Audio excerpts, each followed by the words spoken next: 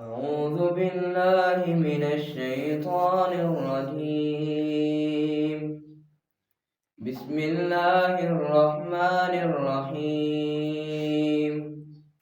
قل أعوذ برب الناس، ملك الناس، إله الناس، من شر الوسواس الخناس الذي يوسوس في صدور الناس من الجنة والناس.